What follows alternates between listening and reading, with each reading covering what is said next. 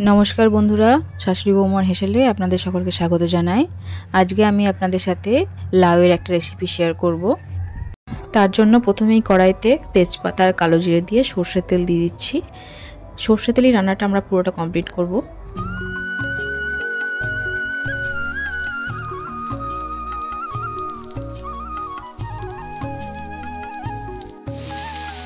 প্রথমে কাঁচা লঙ্কা দিয়ে হালকাভাবে নাড়াচাড়া করে নেব।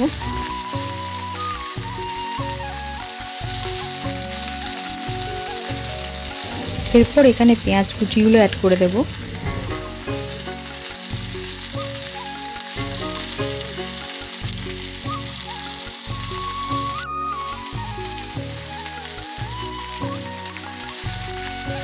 পেঁয়াজ কুচিগুলো হালকাভাবে ভাজা হয়ে গেলে এখানে আমরা রসুন বাটা অ্যাড করব, দিয়ে কিছুক্ষণ নাড়াচাড়া করতে থাকবো যতক্ষণ না রসুনের কাঁচা গন্ধটা চলে যায়।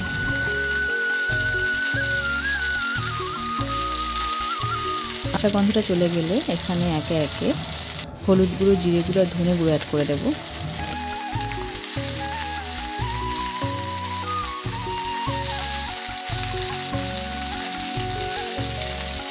এখানে সমস্ত মশলাগুলো আমরা নেড়েচেড়ে খুব ভালো করে কষিয়ে নেব। মশলাগুলো যাতে তলায় ধরে না যায় সেজন্য আমরা সামান্য জল অ্যাড করব।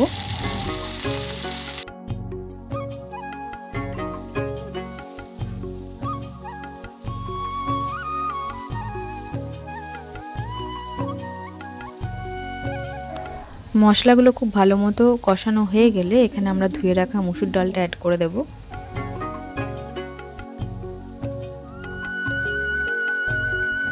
মশলার সাথে ডালটাকেও খুব ভালো মতো করে কষিয়ে নেব। সমস্ত কিছু কষানো হয়ে গেলে এরপর কেটে রাখা লাউটা অ্যাড করব।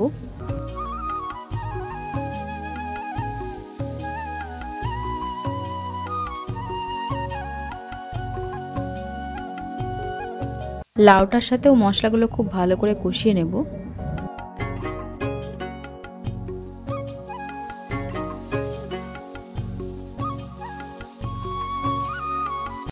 কষানো কমপ্লিট হয়ে গেলে এখানে আমরা পরিমাণ মতো নুন দিয়ে দেব। তারপর আরও কিছুক্ষণ নাড়াচাড়া করে এটাকে কিছুক্ষণের জন্য ঢেকে দেব। নুন দেওয়ার জন্য লাউ থেকে অটোমেটিক জল বের হয়ে আসবে, এটাতে আমাদের নতুন করে জল অ্যাড করার কোনো দরকার নেই। মাঝখানে দু একবার আমি নেড়ে দিয়েছিলাম, সেই ক্লিপটা ক্যামেরাবন্দি করতে আমি ভুলে গেছি। রান্নাটা এখানে আমাদের কমপ্লিট হয়ে গেছে। এবার আমরা নাড়াচাড়া করে এটাকে নামিয়ে নেব।